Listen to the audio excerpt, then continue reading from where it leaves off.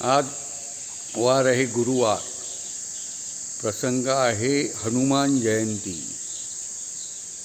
आणि आम्ही आत्ता आहोत आमच्या पक्ष्यांच्या शेडमध्ये आणि आमची कामं चाललं आहे काय, आमचं काय काम चाललं आहे तर आमचं चाललं आहे हे लसीकरण. आपण गेल्या शुक्रवारी लासोटा लसीकरण केलं. आज आपण गंभोरूचं लसीकरण करतो आहे. या साईडची जी पिल्लं आहेत त्यांना लस द्यायचे आणि ह्या साईडची पिल्लं आहेत ह्यांना लस देऊन झालेली आहे. टोटल आपले 1000 पक्षी आहेत. हे अशा प्रकारे आम्ही गंभोरू लसीकरण संपन्न करत आलेलो आहोत. सर्वांना हनुमान जयंतीच्या शुभेच्छा. बाय.